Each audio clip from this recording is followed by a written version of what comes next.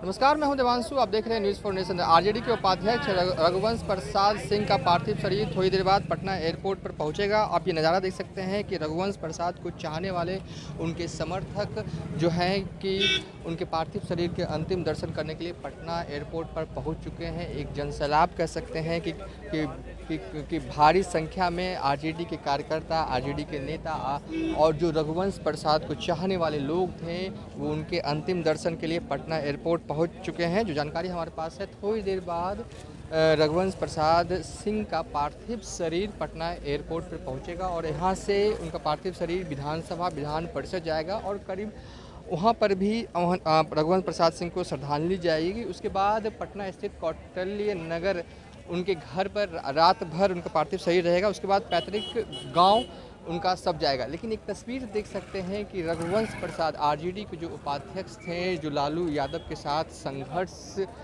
के दौरान उनके साथ रहे, रघुवंश प्रसाद के चाहने वाले उनके समर्थकों की जो हुजूम है पटना एयरपोर्ट पर वो देखने ते बन रही है। सभी के चेहरे, सभी की आंखें गमगीन है, और वो अब रघुवंश प्रसाद सिंह का इंतज़ार कर रहे हैं कब उनके पार्थिव शरीर पटना एयरपोर्ट पर पहुंचेगा।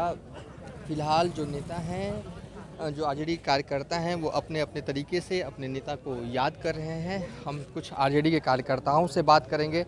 सर, निधन हो गया जिस तरीके से, किस तरीके से आप अपने नेता को याद कर रहे हैं?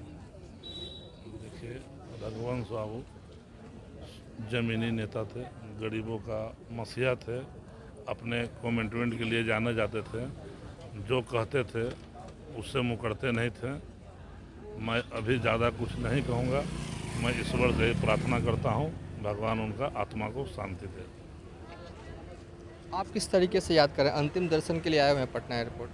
जी हाँ, वो हमारे पूजनीय आदरणीय नेता थे और वो उनका विचार कर्पूरी जी, लोहिया जी, इनके विचारों से उल्लास थे और वो गांवों में जाकर जब भी जाते थे हर गांव में पहुंचने का काम करते थे, लोगों का दुख दर्द सुनने का काम करते थे।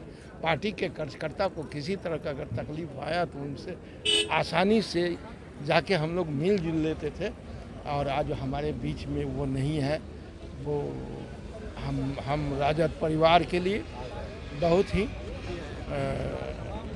दुख की बात है। चलिए, राजद परिवार आज दुखी है जिस तरीके से रघुवंश प्रसाद का निधन हुआ है। राजद परिवार जो है वो पूरी तरीके से हमारे साथ बात करने के लिए आरजेडी के महासचिव आलोक मेहता है। सर, कितनी बड़ी क्षति पार्टी को हुई है? अब उनका पार्थिव शरीर थोड़ी देर बाद आने वाला है। बहुत बड़ी क्षति हुई है और यह बहुत स्वाभाविक है कि चूँकि वो राष्ट्रीय जनता दल के राष्ट्रीय उपाध्यक्ष थे, गार्जियन थे और उन्होंने उनको लोग समाजवादी आंदोलन और छात्र आंदोलन के बीच की कड़ी के रूप में देखते रहे हैं।